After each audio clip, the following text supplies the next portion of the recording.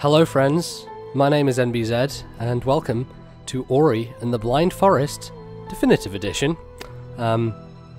I feel like I've been in a funk recently with my channel and just not uploading anything, feeling, I guess, creatively, not bankrupt, but just not having any drive, I guess. And you know, I want to do Fire Emblem, but there's something about Fire Emblem that is incredibly stressful, that I love doing, of course, but it is something that I have to put a lot of thought into, I have to prepare for, obviously, and takes a lot of mental energy, I guess. And I just wanted to play through something that was more my speed right now, and this is by far my favorite game of the last decade. It is one of my favorite games of all time, and it's an incredible, fantastic experience, and I just wanted to share it with you. I know there's probably not going to be a lot of people that watch this, but this is something that I feel like I need to do for myself, that I want to enjoy, and hopefully bring you along for the ride. So, without further ado, let's begin this fantastic game. As you can see, I have a 100% file. Not actually 100% because it puts your save right before the last boss, but let's begin. Ori and the Blind Forest. We'll go on normal. One life, Jesus. There are people who have done that, but man, that sounds dangerous. I like the speed of normal. It's fun. It's good. Let's go.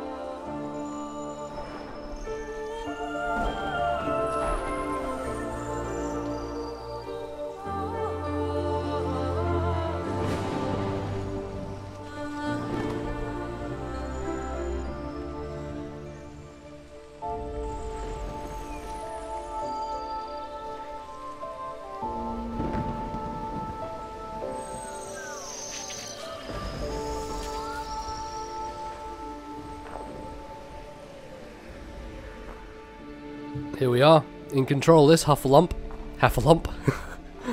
Just the animation is so fantastic. Just look at it. It's gorgeous. I'm recording this at 60 frames a second, sacrificing the resolution for the frame rate, as you all know, way more important. Just the idea that everything in this game is hand-drawn is just so incredible. And here's a little Ori. The leaf that fell from the tree.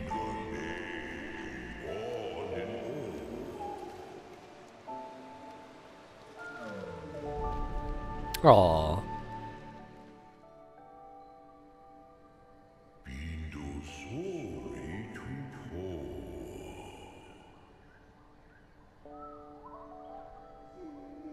Time to wake up.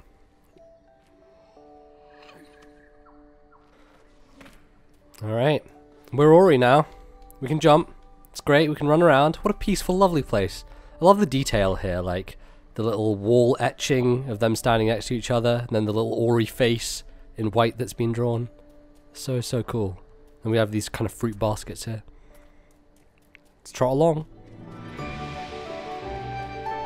My favourite aspect of this game, perhaps, is the soundtrack, which, holy shit. This music is amazing. I love it. Yay! As we dash through the forest. See if we can get any momentum on this to like swing it back and forward. Doesn't look like we're at that moment just yet. So we'll just huffalump along. Here we go.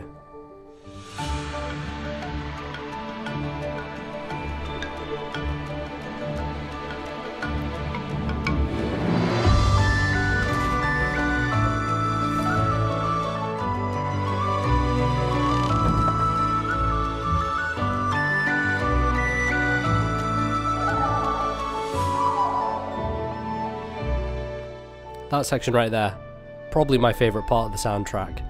There are a couple other songs for sure that stand out, but that little section where they're building the bridge and the music kicks in, so good. It's just a joyousness to it. But all things that are joyous, unfortunately, sometimes come to an end. There is a great sense of ominousness about this moment.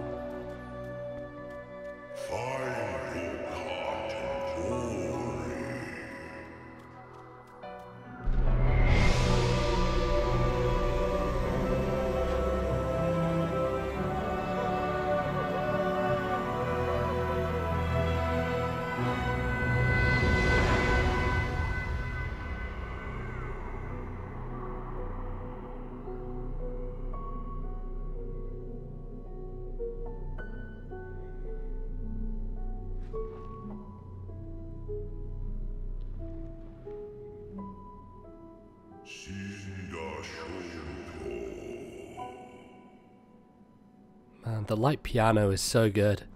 This soundtrack is composed by Gareth Cocker. He's doing the second game as well, which is very exciting. Just hits the tone excellently.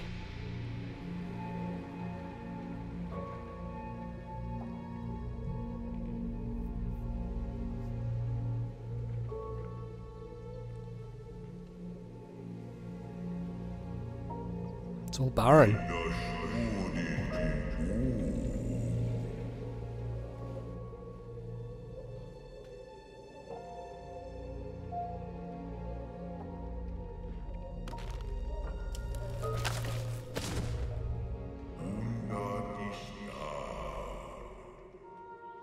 You can even see it in the color palette, right? Like, the brightness has just been drained.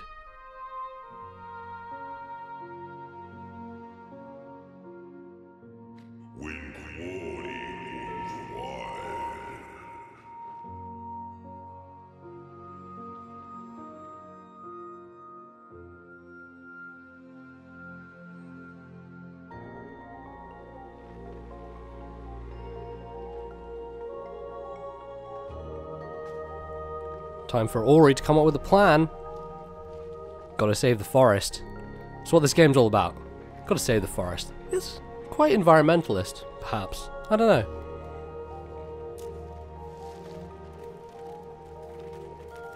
Interesting thing about Sonic. People talking about Sonic Mania being a very environmentalist game where you're saving the animals, and I love this moment as well. You're just passing back through the memories.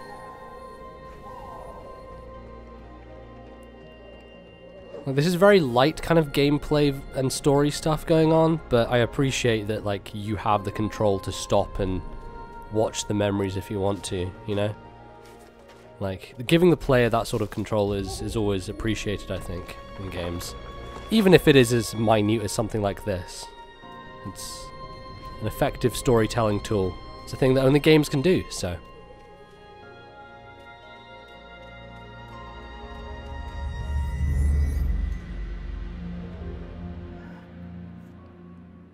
Aww.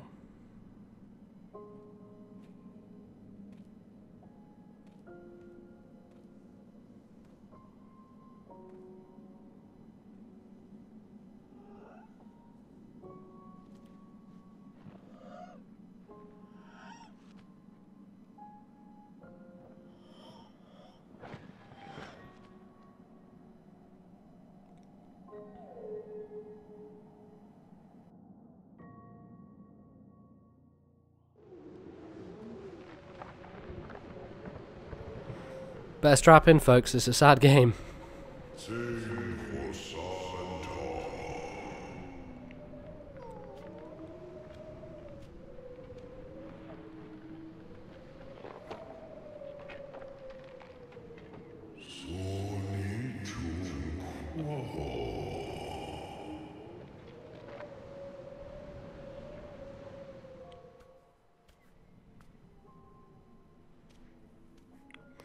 Here is our Metal Gear Solid 4 corridor moment, and this is right at the beginning of the game. The slow,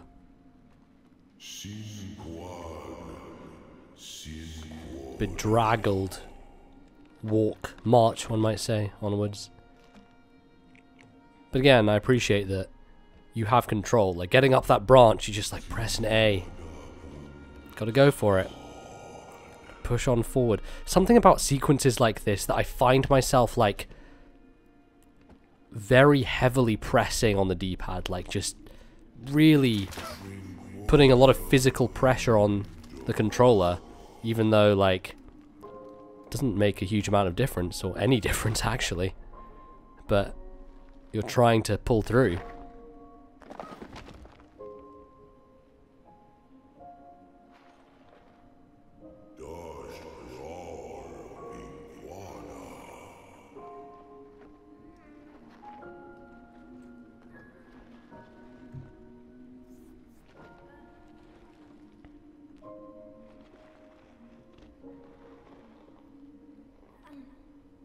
So close.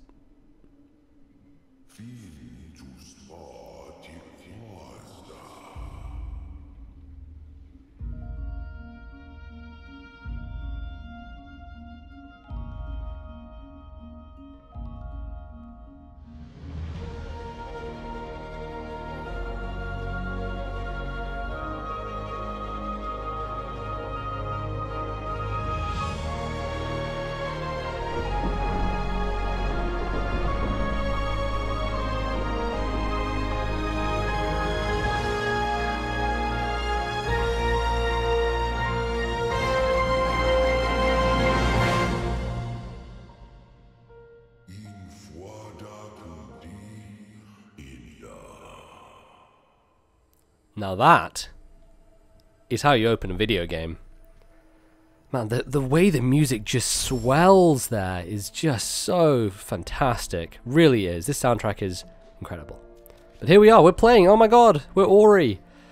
Most of the reason why this game is one of my favorites in the last decade is it just controls like an utter dream. Like, Ori is so responsive, goes exactly where you want him to. Just backflips, like front flips, just the animation quality is incredible. Like, the areas you're jumping around in, they just look fantastic.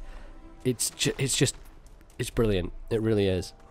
So yeah, let's kick off our journey. So the first thing you'll notice is there's no double jump right now. I don't have any fancy moves to do, and we can't quite make jumps like that, unfortunately.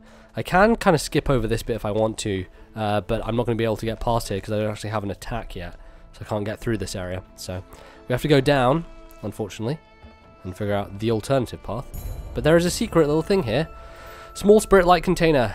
So this is kind of the experience points of the game. You'll collect a bunch of these, and eventually you'll be able to upgrade skills on a skill tree. We of course have the fall through platform maneuver that is in so many video games. And here we come up to a poisonous lake, which we do not want to fall in. Some kind of tough jumps, I guess, initially. Something that's just started out. You can also find life shards. You see the 3 green things at the bottom of the screen. That is our life. Each one is a hit, or, you know, the amount of life points you have. And now we get an energy cell, which is the way that you save your game. So it's very interesting because this game allows you to save wherever you want. It gives you the option, and you can just kind of save right now, like that. I guess that's the tutorial wanting you to do it. Oh boy. But here's a heavy opponent that we're going to have to deal with. The problem is we don't have any attack to beat him with, and he's beating us up pretty bad, so let's bait him into doing that and knocking down the wall, which also, as you can see, gives us some more experience. We're getting very close to getting 1 experience, or 1 ability point, I should say. And there we go. There's a secret hidden under there to add to you.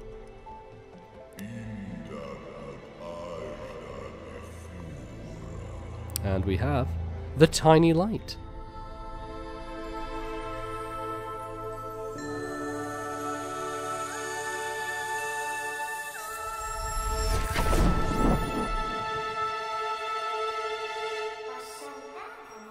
My strength is returning.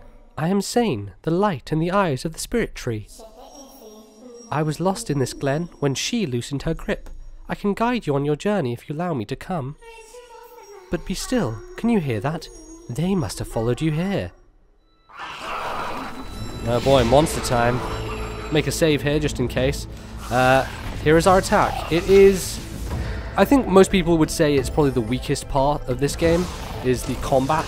Because the direct combat is basically just spamming the X button to use your spirit light. And it kind of homes in, kind of auto attacks almost. And yeah. Their light shall return to me. These words the spirit tree once said. In the glade past the caverns we'll find him. There's a path up ahead.